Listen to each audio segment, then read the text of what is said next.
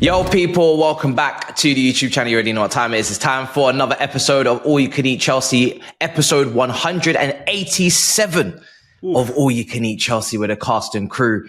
Once again, we'll start with Miz, brother. How are you feeling? How are you doing, bro? We were on a nice run.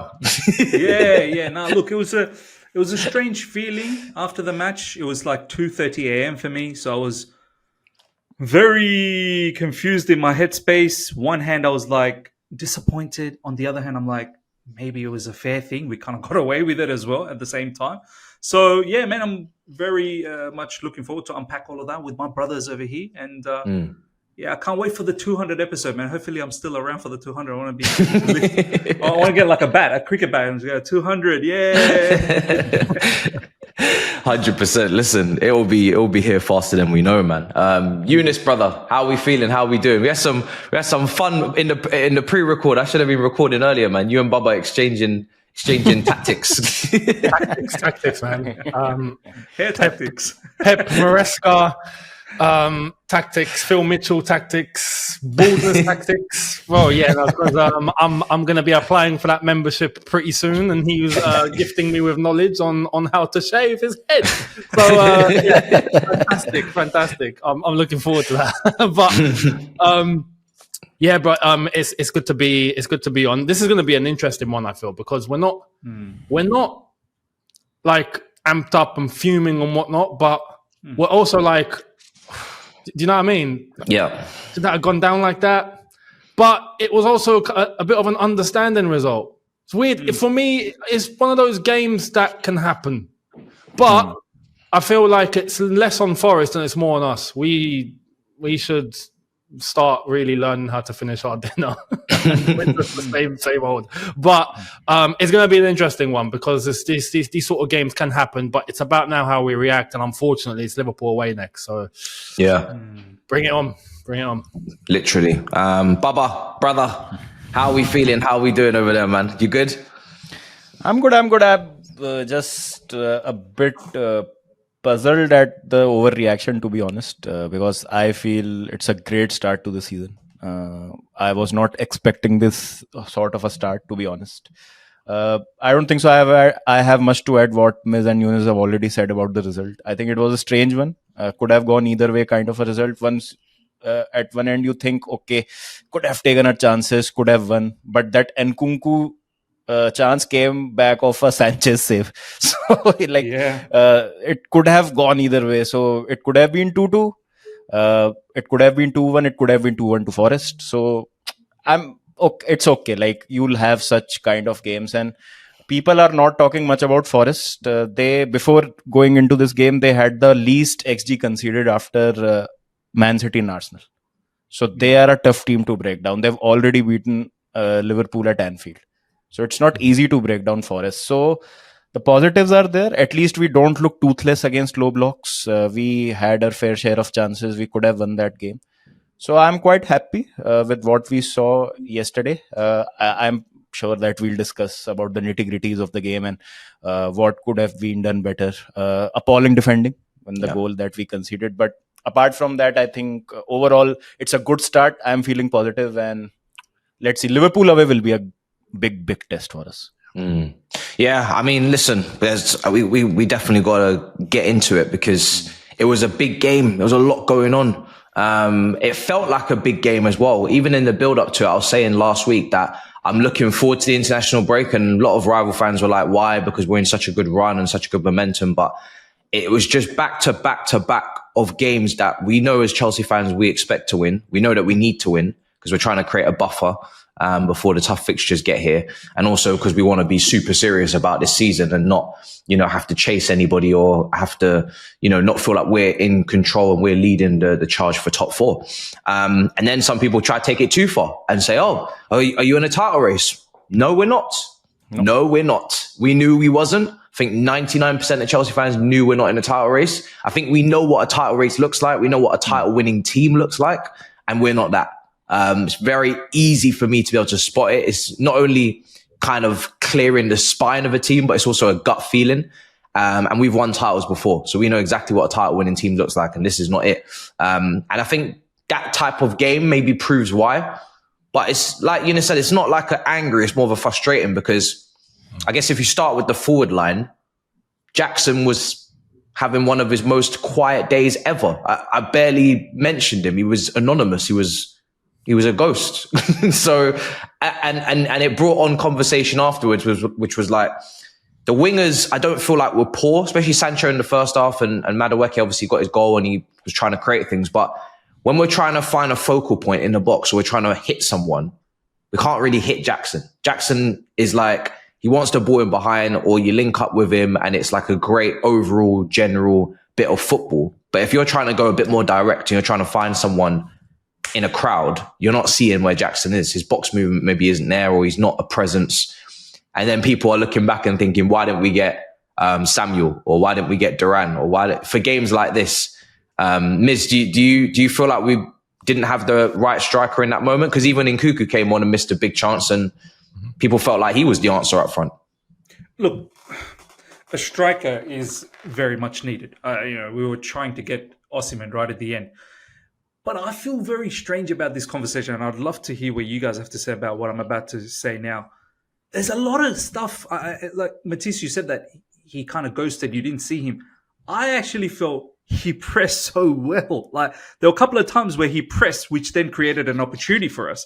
Him and Madueke pressing and working so hard off the ball really puts the opposition in immense pressure when they're trying to build up. So there was all of those facets, to me, is very important. And it's very important, seems like, for Enzo Maresca as well. One thing I can definitely say about Enzo Maresca from these early parts, I don't think this brother gives 2 cents about possession. Like, I don't think he's too worried about, let's keep, I need to have 70, 80% possession. He's more about, we need to win.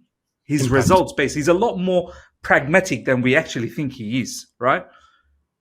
When you think from that perspective, I understand why Jackson plays, I get why he plays, and I get why maybe someone like Nkunku doesn't play. Nkunku might be a very good finisher for us in the squad, but what Nkunku can't provide is the work rate of Jackson. Like, you got to be able to press. You got to be able to get in tackles. We saw Nkunku against Ghent.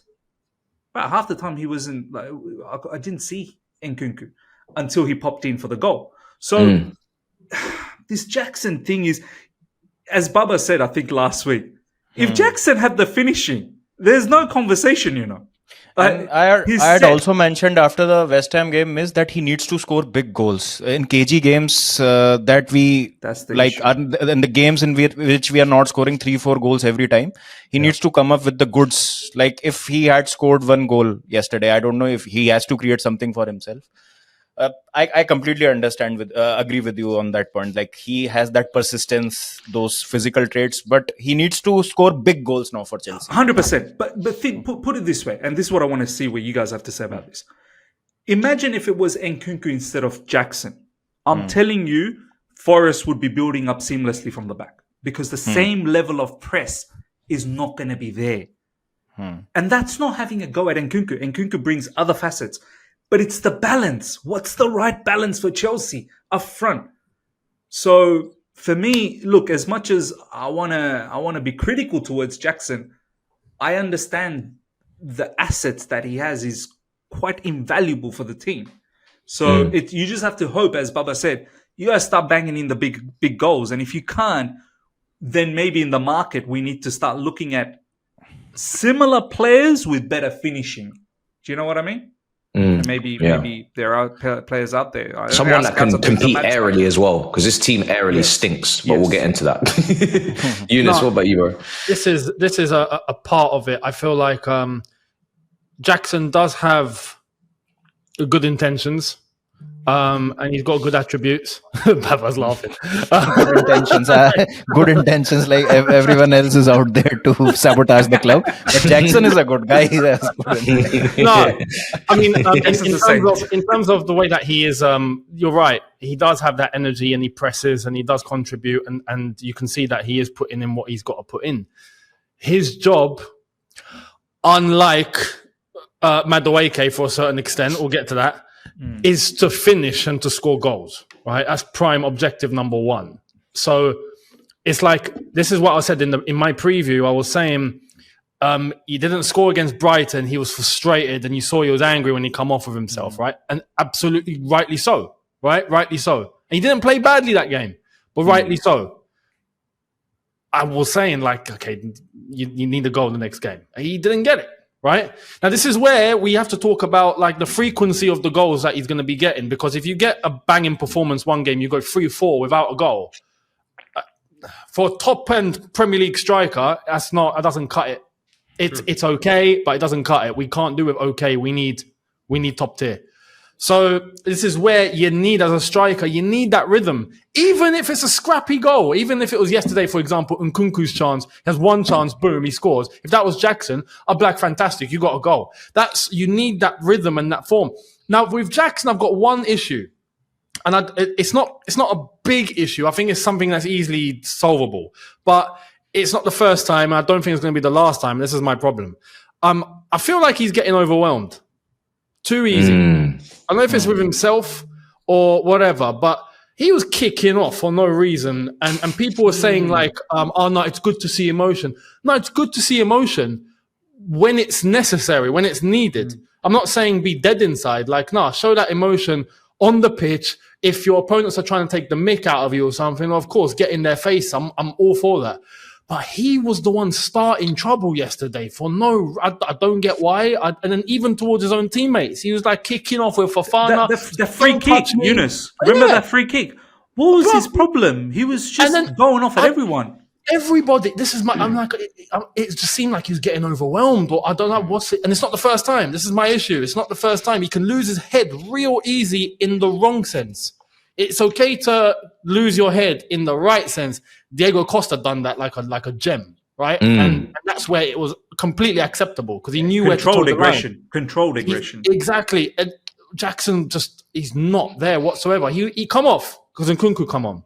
After that, I didn't even know this happened. I saw the clips scrolling about after full time. Someone. He's slapping people. I'm like, what are you doing, brother? Like, was that after Ward-Prowse pushed Cucurella into Maresca? Yep. That was after, because he'd already come off. He had his jacket on and whatnot, right? And then he went and he's slapped getting off and he's slapping. I'm like, bro, like, you're going to get fined. You're going to get in trouble. He's going to get in trouble now. And he'll get suspended. Don't put yourself in trouble. Like, do things that can toe the line. Show that you're there. You know, get in someone's face and be a little bit of a shithouse. Be a shithouse. This is what youth is. Naive though, isn't it? Yeah, youth. That is not only the problem with Jackson. 5 yellow cards in 7 games is a disciplinary issue. Like, manager needs to sort that out. Like, 2 players will be suspended for the Liverpool game, Fofana and Cucurella. So you need to sort that stuff also. But you know what, Baba? I don't know why Cucurella got a yellow card. Like, some of these that refs was unlucky. But any which way he was on 4, right? He was on 4, right? Yeah. He had 4 and 6, right? Like that is my point. So he cannot keep getting yellow cards every other game. We had this issue at the start of last season, and it seemed to like peter out and calm down. So I don't know, maybe it's just the start of the season. They're just really all excited. But yeah, Cucurella misses Liverpool. I actually wanted him to come off a little bit earlier before he got that yellow, because I thought Renato Vega, why not bring him on to add a bit of physicality? My other issue was, so I actually wasn't angry with our performance because I felt like we created enough big chances to score that goal. I agree. You look at the goalkeeper on their side before we obviously get to Sanchez, but he made some big saves. He made a double save from Palmer. He made a save from Nkunku. Felix really should have hit the target with his header as well. There were other chances, but the corners from Enzo were absolutely horrendous. and I'm already a critic of our options in the box. Before he's taking the corners, I'm seeing Sancho and Cucurella whispering like, what are we going to do to attack this corner? Next to Colwill and Fofana, I'm thinking we ain't scoring from no corners today, because if these two are having conversations about how to attack this, whilst other teams have got secondary, Ben Whites and Parties and Rice after Gabriel's and Saliba's, I say, yeah, we're not scoring from no corners. But we couldn't even see if we could because the deliveries were so poor. And then when I go on to X afterwards, people are not impressed with Enzo Fernandez's performance in general. And I think it's funny because the few days before, the manager mentioned a potential physical 6 profile. And that got me thinking. I was like, he's struggling to extract the best out of forget him. We are struggling to find the best form from Enzo Fernandez in general. Caicedo, we've seen it. Lavia's been injured, so we can't really judge him. But Enzo Fernandez, we've seen him quite a lot over the last couple of years, and we're still not getting the best.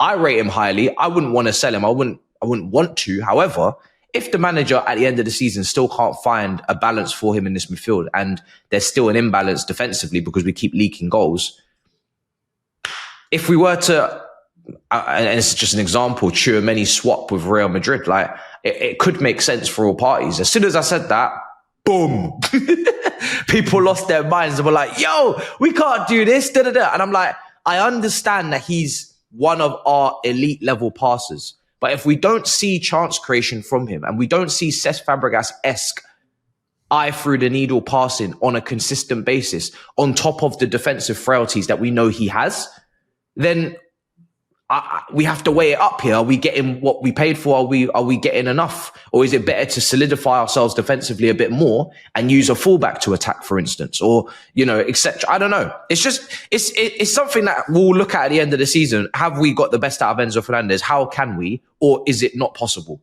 I don't know.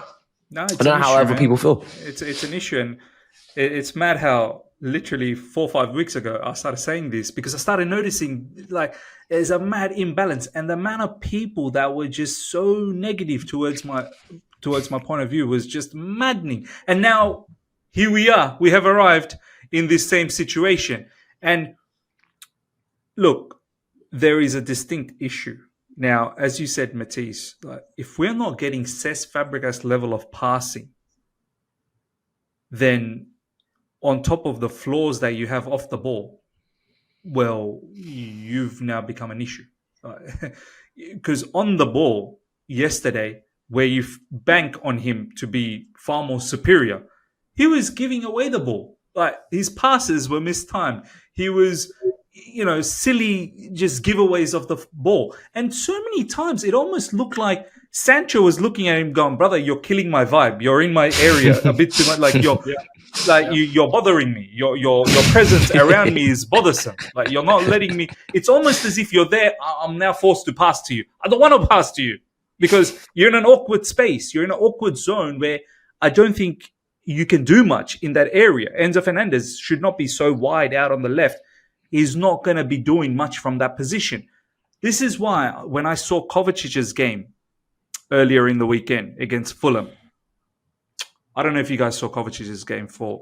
Saw the couple of goals as well. Oh my God. Wow. I mean, we already know how good Kovacic is, but he's gone to a new level over there. His shooting is so much better. Kovacic, very simple plan. Stay in front of the defenders, distribute passes, keep it simple. As the play progresses, sneak into just outside the box. If something falls in, boom, crash it, right? I would love to see Enzo Fernandez model that similar game. Why can't we see that maybe we can utilize him in that manner? Yes, I do agree. We didn't pay for him to keep it simple, though, did we? That's the problem. That's the other. So now we're getting into the conversation of, did we plan anything around him? Like, what were we thinking? Let's just get this superstar World Cup winner. Now it's to a point where he's getting utilized. Bro, it's unnecessary. I rather see Caicedo and Lavia, and then whoever is the inverted. And that's the other. I don't know whether you want to talk about the inversion. I don't think it should be Gusto. Like, Malo Gusto is another. He was a problem yesterday. As well as a player he is, he was creating some nonsense stuff in midfield. Do you know what I mean? He had a lot to do because he was a right back plus a 6 plus a box to box underlapping 8 for Madueke. Too much for Gusto. Too much. It's too much for you, bro. I saw him defending, then I saw him underlapping Madueke to provide an outlet for crossing. He's in the midfield.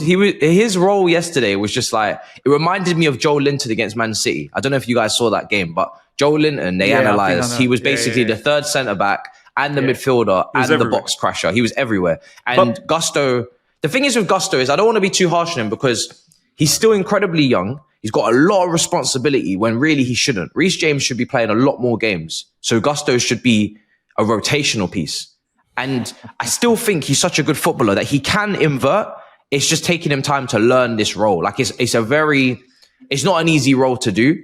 I don't think it's out of the question that he can do it, but I wouldn't mind having the old Gusto, which is an overlapper. But that doesn't happen because maybe Madueke's out there already. It's not Palmer. Is someone who is well versed to play as a midfield. So 2 different types of profiles being utilized.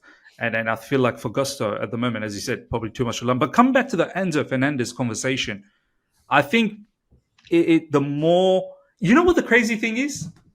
This guy looks better in a basketball game, Enzo Fernandez actually looks better in a basketball game. So last week against Brighton, when he was a bit deeper, and it's but back there's and so forth, much space to hit the ball over the top. So much space. He can, boom. Just pure chaos. And he can find those passes. Boom, boom, boom. It's crazy. The fan base actually thought he'd be a lot better against low block because he could find those passes. It's actually and the tempo of the game is slower, so he's not having to do the up and down running so much. It's actually the other way around. He's better in a basketball game because it's open when it's closed, which tells you he's not a Cesc Fabregas level of a player. He's not Cesc type of a player. Well, he's definitely not Fabregas level player. I need him to be a Cesc Fabregas level passer because that's his main. Like he's not a shooter. He's not like a ball winner. He's not a duel winner. Like, don't get me wrong. He's starting to get stuck in here and there. And you wouldn't bet on him to win his duel, but he'll try. He might win it. He might not. It's one of those 50-50s. We'll see. But his passing needs to be on point. But this is the thing. This is part of Maresca's issue, isn't it? Is where in that role, you have to be winning your duels, bro. It's the one area on the pitch. Non-negotiable. It's a non-negotiable. Thank you. Yeah, it's a non-negotiable. Like I can maybe negotiate with other positions, right? But that deep midfield role and the centre backs, non-negotiable, bro. And he does this. This is the thing. He tries. I just don't think he has the attributes to win as many duels, challenges, things like that in that role. But it's not even just that. We see, like for Argentina, we've seen for Benfica, that he can be a bit of an animal, but we're not. He's not that animal at all, bro. Like, it's like he's gone a bit soft or something. I don't understand. And then, as you've mentioned as well, the one attribute that we do look to and we think, okay, that's in the bank, is the fact that he can play with the ball really, really well. And when that is jeopardized, you start thinking, what do you have? This goes back to the same conversation that we've had at the beginning of the season, we had last season, about Enzo Caicedo together. Does it work? Like, have we planned that correctly? Can they coexist? And I feel like Caicedo is getting more and more and more into the role that he needs to be playing, and he's starting to really, really embrace what he should be doing at Chelsea. But Enzo, there's a big gap between the expectation and the reality compared to what we thought we were getting when we got him compared to now. It's a massive gap. Just quickly, Yunus, I think when Enzo plays in that manner as well, I don't know if you noticed, like it affects Caicedo's game too. Like, of course it does. Yeah. Completely. Overall, the package dilutes. 100, especially defensively, because like we've seen it, and it happened against Forest. Caicedo got booked. He was having to chase, get into a challenge. He mistimes it, and boom, he's in the book again. We've seen that time and time and time again. But if there was a right support next to him, right? Because Caicedo, as I've said, is embracing the role we expect from him. He is trying to get into those challenges. He is trying to chase down opponents. He is trying to do all of that. That's what we expect from him. From Enzo, a player like that, you'd expect someone a bit more physical that can help to protect and support a player like Caicedo. That way they have the midfield on lock. Caicedo's always having to chase. And then he gets into trouble because he doesn't time his tackles correctly, but I can't blame him altogether, So Lavia, you'd think, could be a better balance. Maybe it would be. So this is the thing, right? I'm going back to 2 pinpoint moments in our history, recent history, where we've had a player that is either lacking pace in the midfield or lacking physicality or both. And they've been complemented by the biggest extreme in terms of a defensive midfielder you could ever see. Jorginho and Kante, where Kante was just ridiculous. And Caicedo is nowhere near that yet. So so Kante's like here, Jorginho is like there in terms of mobility, in terms of physicality, but he can still, win a ball in close quarters. So it balances out into that. You've got Fabregas and Nemanja Matic. Nemanja Matic was a colossus. Physically, tall, winning his duels, aerially, on the ground, just a mammoth. Fabregas, quite weak, quite slow in terms of not really being able to win the ball back. Balance. Caicedo is not Matic and he's not Kante, and it just sits there. So it's like when it works, it looks great because they're both good on the ball and they both, you know what I mean? But when it's not working or when there's an imbalance or Enzo doesn't quite get to the level he needs to, then like you said, it brings Caicedo down and then it becomes a level that's not really good enough to compete at the top level. I think with Enzo, it's one of those situations where if he's gonna last, he needs like someone to be a defensive enforcer next to him. Like we need an extremist in that pivot, or it's a midfield three, and that changes the whole dynamic of the team. For Argentina, I think he's playing in midfield with McAllister and De Paul. So when people make the Argentina comparison, I'm like, we don't even play the same setup. The setup that Argentina had is completely different to our setup. I'm not saying in the midfield three now he's going to start giving us assists and creativity because he still needs to provide that on a consistent basis. But the template is different.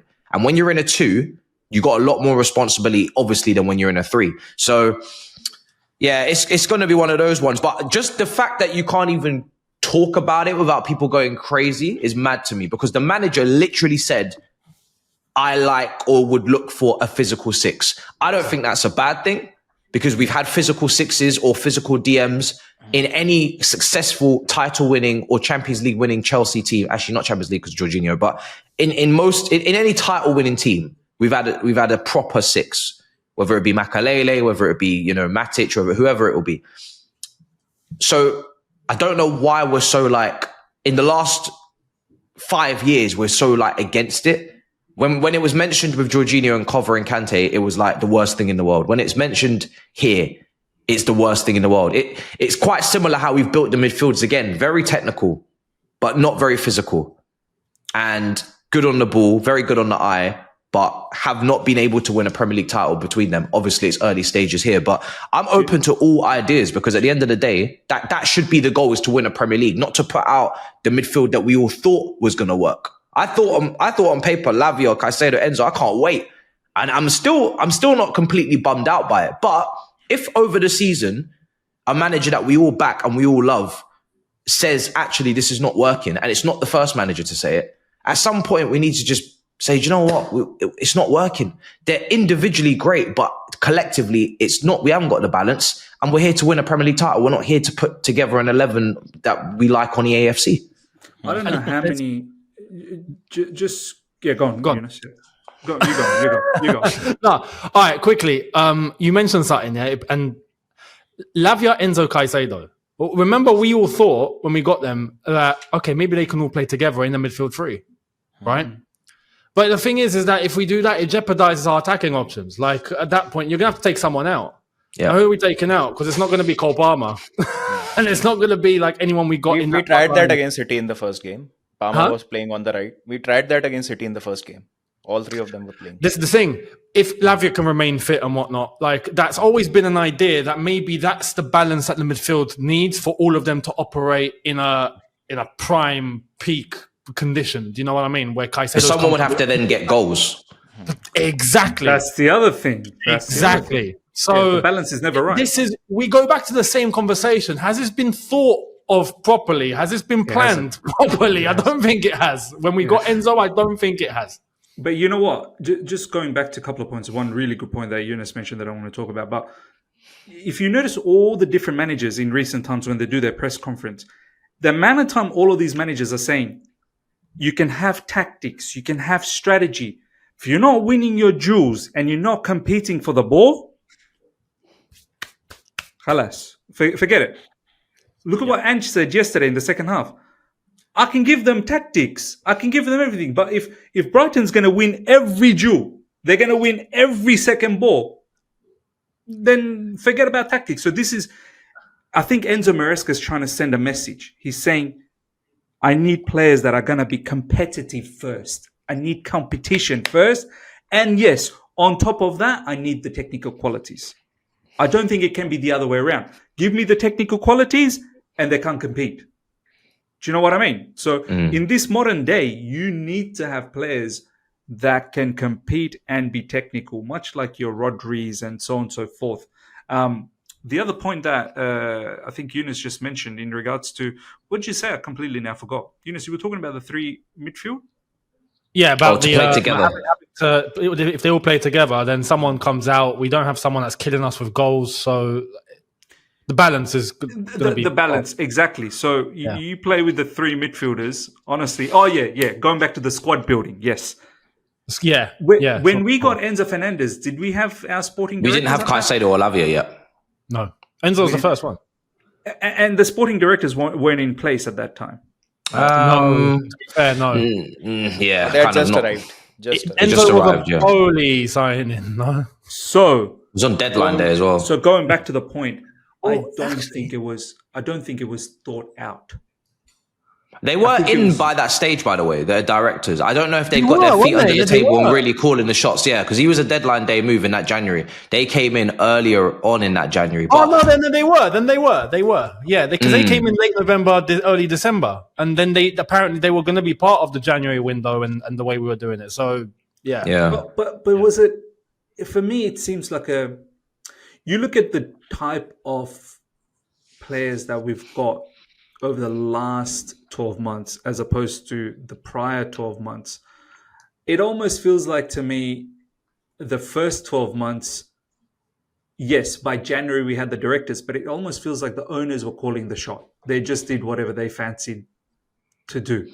Now, I don't think if it was up to the directors now, I don't think they would be getting 100 million plus players in midfield like that, willy-nilly. Probably not.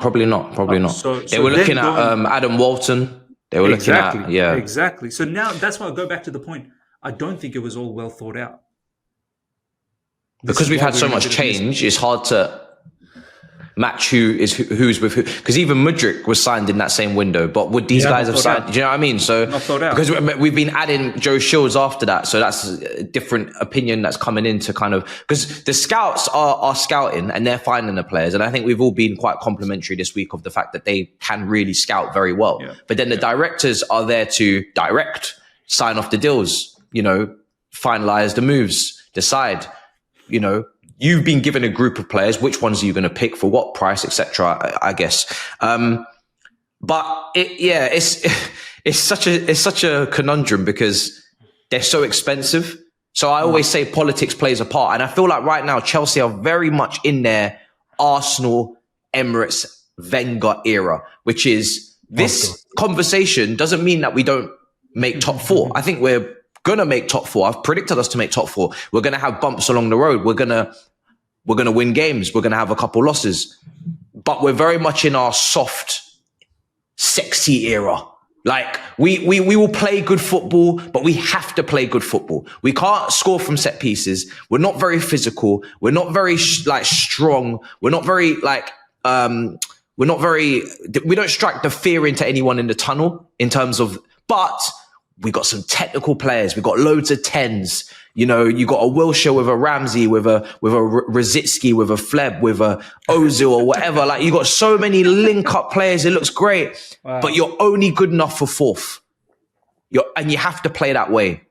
And then you got some Koscielny's at the back as well. And it's nice. It's very nice. And Arsenal, unfortunately, right now, are in their Chelsea bag. The only thing they haven't done is win something. They're very physical. They're very tough to beat. They score from set pieces. If they go 1-0 up, it's game over. They bring on John Obi Mikel, game finish.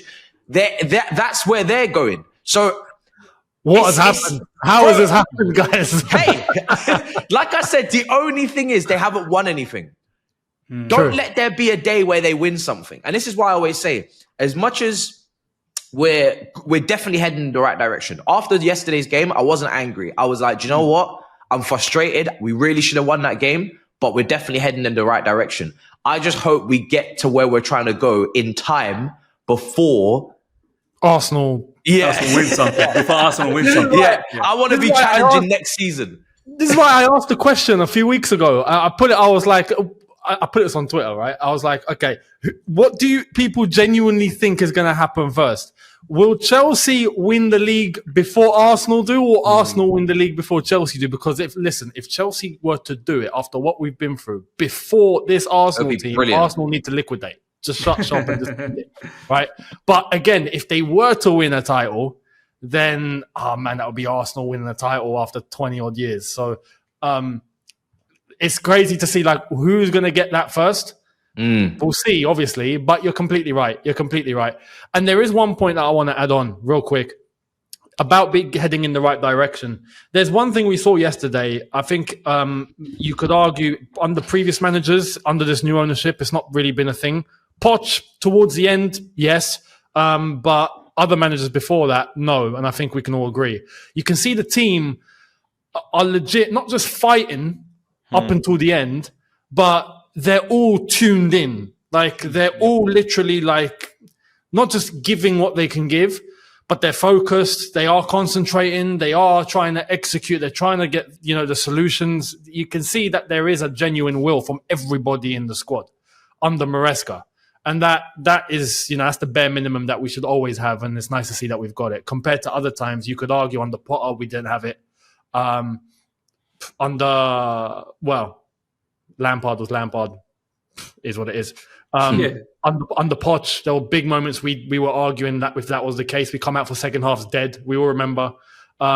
So it's nice to see that we've got that as a bare minimum. That's something that you can run with. That's something that you can look at and go, no, we are heading in some sort of a direction here. So heads didn't fall after 1-0 down. Do you know what? Yesterday's fixture probably could have been the one where the heads could fall because such a staunch opposition, resolute defending is somewhat intimidating. Like, how do we break this down now? Like, far out. We're now 1-0 down. It was already difficult, 0-0. Now we're 1-0 down. It's only going to get even more difficult because they're probably going to apply the deepest low block. That's what possible. I was thinking. But no heads down. No heads down. They got back.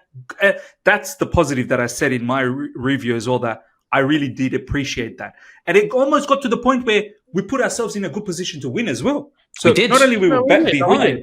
We had chances. We came back to win. Do you know what I mean? Already 3 times this season, we've won or drew games that we would have for sure lost last season. Like Bournemouth game, we would have lost. Definitely we would have lost last season.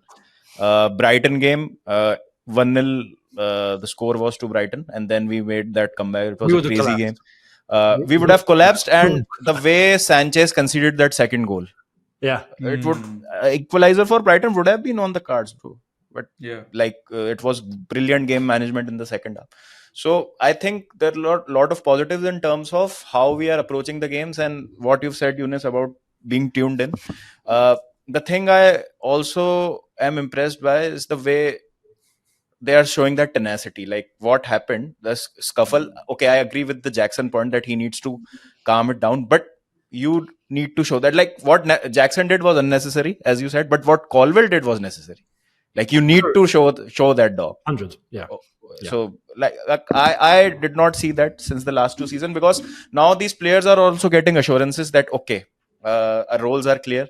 We'll be the part of this squad, and the rest of the players will be part of the cup squad. We need to be at our A game because we've got replacements lined up who are performing week in, week out in the other competitions. So I think collectively it's helping the squad, and I feel that we will fight this season no matter what. I'm not saying that we are in the title race or even if we'll finish top 4, but to beat Chelsea this season, it's not like you have to turn up simply and you'll beat Chelsea like what used to happen last season. Teams used to turn up at the bridge, take 3 points from us, Tata, see you later. We became hard to beat. We became hard to beat. Record was disgusting last year. We've become a nuisance now, so I like that. Before we get back to the squad building, because I think it's an important point. It was so funny when I watched Eunice's video on Samuel and Duran. He was like, listen, don't for 1 second think that we didn't sign these players because Twitter said so, or because YouTubers didn't agree. You know, it's and it was like reminded me like, yo, for as much as we can, there's always extremism when it comes to the board or the directors. It's like they can't do anything, which is clearly not true. They know how to scout, they know how to find players, or they're elite and they're incredible. And it's like, well, no, because the squad building still needs tinkering and there's still things missing and shouldn't really still be missing after $1 billion. We're still looking at certain things. Yep. But the middle ground is it's getting there, but it's not there yet. And there's still maybe some uncomfortable conversations, some expensive, uncomfortable conversations, but hopefully they resolve themselves and we don't have to, because if we do, oh dear. Do you know what I mean? But there was some big positives, man, in that game. Sanchez, Colwill, Cucurella, I think in particular, that left-hand side. Colwill was fantastic again. I think he's had a great start to this season. The guy is just, he's I hate the word aura, but he's starting to show a little bit of it. Like don't say that word. Don't say that word. Listen, bro, he's starting to show it. Like the passes that he plays is ridiculous. But Sanchez, we have to say Sanchez, because on this very pod last week, we were like, this guy, this is why we worry, because he can put in 2 blunders at any moment.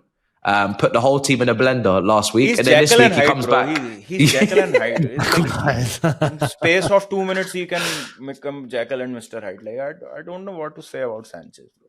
Is he a good keeper or not? I'm not able to make my mind. No, he is. I'm not. Look, it goes back to the same. We spoke about this last week, didn't we? He's a genuinely good shot stopper, man. He can. He's a good goalkeeper. You know, goalkeeper. He worries about what goes past him and gets inside the goal. He can stop that pretty well. Yeah, he's a good goalkeeper. On his feet, which is what we were meant to buy him for, is the problem. So when he has to actually become, I'm going to say, like an inverted defender, yeah? Like he has to actually like move away from what he's keeping and start playing football. That's the issue here, right? It's on his feet. It's the blunders that come from when he's passing the ball. That's our only problem here. In terms of actually stopping the ball, I think he's a good shot stopper, and he put in a worldie yesterday, man, to be honest. Him and Sells, both him and Sells were fantastic overall, so. Yeah, no, it's so funny because we could have won that game, but we literally really could have lost it as well. Can you imagine if we had lost at home to 10 men Nottingham Forest? It would have been an implosion online. Yeah. This would have had a different tune. Yeah, I would have lost my head because I was really starting to build up a disdain and a dislike for Nottingham Forest. I felt like I was there. The way that they were playing, the fouls, the stop-starts, the referee booking Cucurella, even though he got pushed into our manager. The time wasted from their goalkeeper, Yates alone, just him as an individual. Like I was really invested in beating them. I was really starting to hate them in that game. Yeah. So if they had won it at the end and gone to their away fans and there was limbs and they were all celebrating, I would have lost my head. No, but you see what Nottingham Forest were doing. You just outlined it. Those dark arts. I don't blame them for that, like at all. I think it's necessary, and I think they pulled it off brilliantly. They brought that side. We got to have that side too. Do you know what I mean? Like we that's one thing we're lacking. We need to get that out of us for somehow. I don't know. We need to really start generating that side of the game because we don't. We can be a bit soft. We can be a little bit lackadaisical. Whereas Forest, in that regard, I think we're perfect. Overall, I think we're perfect. They knew exactly what buttons to press, and they did. But they went down to 10, obviously. But apart from that, they were good. I think Forest under Nuno, they know their limitations. They know what they can do and execute well, and they know their limitations. And that's when you can formulate the dark arts. You have to be very, very aware of your limitations. The issue with Chelsea at the moment is we're aware of our limitations, but we don't seem to accept it. We want to say, why should that be our limitation? We're Chelsea Football Club. We should not have any limitations. We should be just thriving. No, there are certain limitations within our team, and we need to be able to maximize the strengths in that realm. So, but look, it'll definitely come. As you guys have said that it's a work in progress. I fully believe that as well. My only gripe is that I really did want the 3 points against Nottingham Forest for several reasons. I'll tell you why. Not just for that game. It's what is about to hit, the storm that is about to hit on us straight after the international. I don't think you lads realize the level of anxiety we're going to have after this international break. I think we've got Liverpool first up. I'll go through it. Do you want me to go through it? Yeah, go for it, bro. Oh, yeah, brother. You better He's already anxious. saddle up. My brother's already anxious. Keep melting, lads. First, 20th of October, Sunday, Liverpool versus Chelsea. Followed by Panathinaikos versus Chelsea in Greece. Followed by Chelsea versus Newcastle at home. Followed by Newcastle versus Chelsea midweek. Oof. Followed by Manchester United versus Chelsea at Old Trafford. St. James's Park, then Old Trafford. Then we're playing Noah's Ark. And then we're at home to Arsenal and away to Leicester. Another Europa League game, away, at home to Villa. Southampton away to Tottenham. And then there's a break for the November. Yeah, there's another November break in there. I think the last one is Arsenal. Arsenal was the last one before the international break, I think. Yeah. But up until early December, it is Tottenham, Villa, Arsenal, Man United, Newcastle, Liverpool, at least like every other game, but basically back to back to back, apart from a couple. So going back to start off, once this new, the latest international break finishes, up until the one after, there is some sizable opposition. Bar the Conference League ones, right? I still think Panathinaikos away to Greece might be... It's the hardest game we've got, I think. Might be a little bit tricky because Greece ain't no Mickey Mouse area, bro. That's hostile over there. Panathinaikos are all right. They're all right. They're good team. They're good team. I know them. Yeah, we know. Panathinaikos used to be a Champions League team. Well, I've heard of them maybe 10, 15 years ago. Anyway, but the victory against Forest was so important because we could potentially now enter into this zone where victory is going to be tough. Yeah. Victory is going to be tough. Like, away to Anfield, look, I'll be happy with a draw, but you get a loss there. Drop points against Nottingham Forest, lose to Liverpool.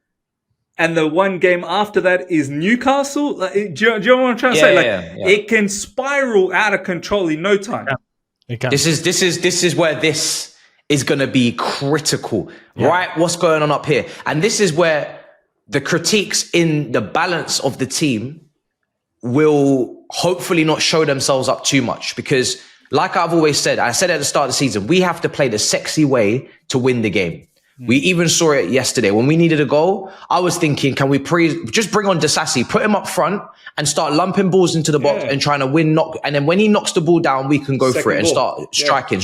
But we were never, but the manager, unfortunately, was not going to do that. Renato Vega to come on for Cucurella, we saw him score a header in midweek. It's another aerial threat that potentially we could use to our advantage. When you've got these big games coming up, the two things that you look for is a solid foundation to build from defensively, which we haven't struck up yet. Aerial threat for fine margin set piece opportunities when the game's tight, not too many teams can create. It's really cagey, it's really tactical. Okay, set piece, bang, late winner. And that sixth position, whether Lavia is going to be fit enough or not, who is going to hold down the fort? It ain't going to be Drewsbury Hall. It ain't going to be Cassidy. And this is where, when I'm having my arguments with people who are like, you need to apologize to the directors because I've apologized for Duran specifically, but don't take it too far because it's not Cassidy that's getting us points. It's not Washington that's getting us points. It's actually, players like Sancho who are experienced. Neto is helping, come on, impact. These guys that are experienced, tossing, players that are experienced, that have provided balance to the squad are the ones that are actually helping Chelsea be better. In Nkunku being fit, an experienced player, coming on against Bournemouth and getting a winner. It's not the multi-club model 20-year-old, 20 million signings that are helping us right now. And when you get into this patch of games, I can promise you're not going to be looking to Cassidy's performance against Barrow to come and step in at Anfield to be the sixth. So we need to be aware of that. Yep. There's certain players in this period that are going to help us, and there's certain players that are of absolutely no use. They've never been here before. and they're not going to be able to act like they've been here before. They're going to make errors if they're relied upon. They're not going to be able to help. We need to be able to trust about 7-8 players in this period to start every game and be mentally checked in. Bro, 7.5 out of 8, 7.5 or 8 out of 10s. Like these 7 to 8 players, they got to drop. It ain't going to be you. Fuck. It's good. You know what I mean? It ain't going to be these brothers. Like Cucurella, Colwill. And he's already missing out. He's already missing one, yeah. So Renato Vega's the one fringe player that we signed in the summer that I was like, do you know what? I like him. Like, I didn't even see him yet, but I knew what we were cooking up with that kid. I'm looking forward to seeing him because he's been brilliant. I saw your post-match miss for the midweek. Unbelievable. Yeah. That right there is incredible scouting. Yeah. Incredible scouting. Renato Vega. Incredible. Like, I was on Alex Goldberg's playback last week and he was asking me top 10 players in our whole squad, including the players out on loan. So I included Andres Santos. If you could pick 10 players that are like, you want here for the next 10 years, I went through my 10. And obviously I picked young players because what's the point of picking old players for the next 10 years? I'll be 34 and I'm washed. And Renato Vega is in my 10, along with Andres Santos and Caicedo and Palmer and Jackson. I left out the injury-prone players like Lavia and Nkuku and James and whatnot, kept Gusto in and whatnot. But Renato Vega's already in there because I just think that kid, he just brings elements to this team that we don't have enough of. If he keeps developing, he's going to be serious, man. He's going to be serious. He's so good already. I think Bro, he's going to be good. He's going to be a good one. He seems like a top character as well, man. You hear what he says in media. The comments that he's saying, he seems so humble and level grounded. Do you know what I mean? The way he just says, I'm already at the club, the club of my dreams. Like, I'm like, when I hear that, I get goosebumps. Like, this guy is talking like he's got the girl of his life. Like, do you know what I mean? You know that girl, like, oh man, I got my dream girl, man. That's it. It's over. Nothing matters to me anymore. That's how Renato Vega is. Like, he's got his dream club. And now he wants to just settle down and be as humble and loyal and work hard. Yeah, I like this character a lot, man. I really do. And it's a big test, bro. Liverpool and Anfield. He'll have Salah on his side, right? Yeah. And it'll be interesting how Maresca actually plays that out. Is he going to invert? Is he going to actually be a left back? He might have Salah's game. I hope he does have Salah's game.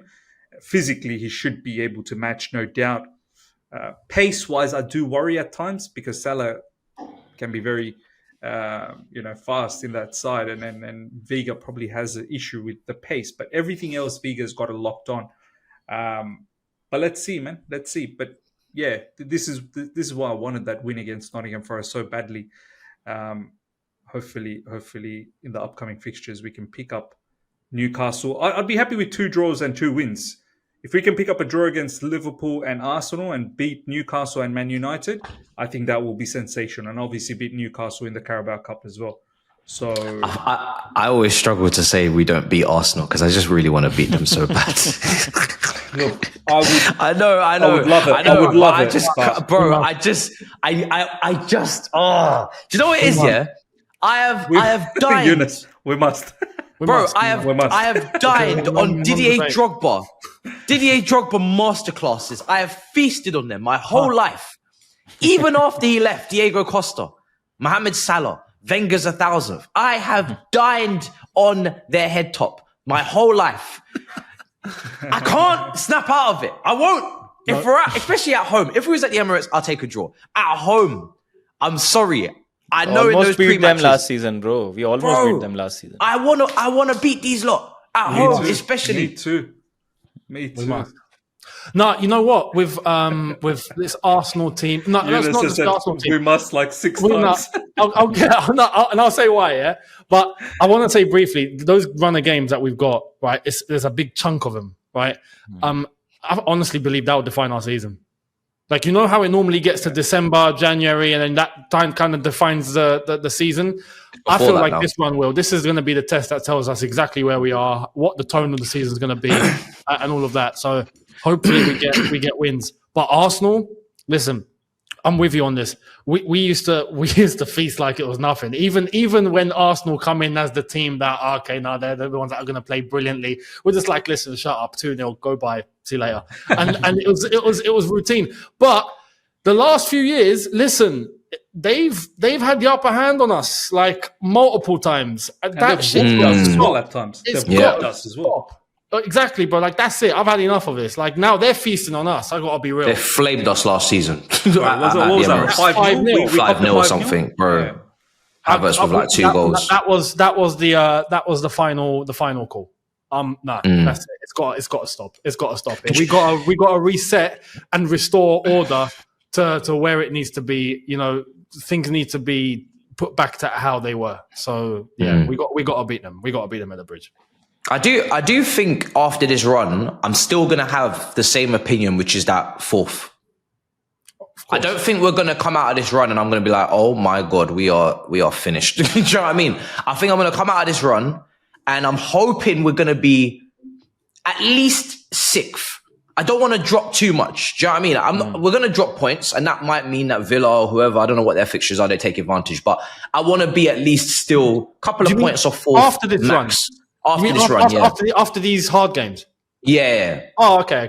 Yeah. Until the next international break. Until the next international break. Early December, I still think we're going to be sitting here saying, we're going for 4th, and we still feel we're fully confident about 4th. Yeah. Like, I've got no doubts about that. We're going to be in the top 4 race, and I just want us to. We just need to be. There's like 5 contenders, and we need to be the one that makes it. For me, I've said at the start of the season, top 3 is certified. It is, for me, it's the easiest call of the season, that those 3 are those 3. Liverpool, everyone was saying, oh, maybe we can be with them. Nah, I don't think so. Liverpool, I think we have to wait for them to play the big boys. Like maybe, but I think they'll come out of that pretty well. The teams who are below 10th, right? Yeah. I still think Liverpool with their spine, Alisson, I know he's out for our game. Van Dijk, Salah, Trent. I think they've got too many lieutenants in their team that are like, they know how to handle business. Do you know what I mean? They're not going to let them slip into the top 4 conversation. They're just going to solidify that 3rd. And then we just got to bat off Newcastle, Villa, Tottenham. If Ten Hag stays, United won't be an issue. Do you know what I mean? But that's our group. And I want to lead that group the whole way. But after this run, there could be a bit of back and forth with Villa and Newcastle. But hopefully, I think we'll be all right. But the fact that we're going for 4th means that we can't be perfect. And it means that the recruitment can't be elite just yet. Maybe people want to go and cash in their chips early, but we cannot be elite at Chelsea if we're going for top 4. Being elite at Chelsea means you're in the Champions League. You're going for the title, and you're going for the Champions League. That's elite. Build an elite team that sits at the top end. Then you've done elite recruitment. You can't do elite recruitment and not be elite. You have to. They still need to prove, in my opinion, that they can build a top team. You've built you've built a good team. I think you've built a very nice team, a team that I'm excited to watch, a team that can score goals, a team that can make top 4, in my opinion, but they still have to do it. A team that the neutrals love. Everybody says, Chelsea are the most exciting team.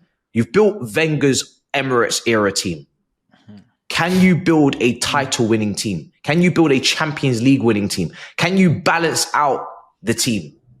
That is what they have to. And then when they prove that, then we'll all be living life. But until then, slowly. That's how I see it. This is why this international break is going to be very different to the previous international breaks, right? Yeah. I think a lot of focus, because it's Liverpool straight after, I think all of us will be focused to the boys that are not participating in the internet. You know, what are they doing in training? No online shenanigans. I don't want to see no stupidity with Instagram stories and this, that, the other. I want to go to Anfield with locked on vision. Do you know what I mean? I want the players, you know, when they show the picture, like the match starting, the 2 teams in the tunnel, they're ready to get out. I want our players to be so focused, like nothing in life matters anymore on that particular day. Nothing in life.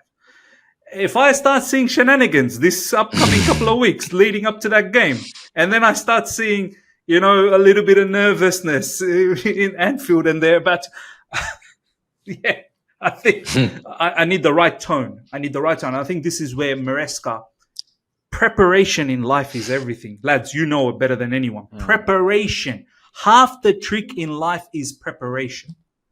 Yeah. So prepare well, then hopefully the results will fall into place.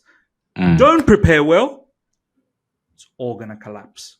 Simple as. And this is where they earn their money, man. Maresca and the team, because how many times pre-Maresca, to be fair, because we've not seen it yet, but how many times have we come back from international break and it's a stinker?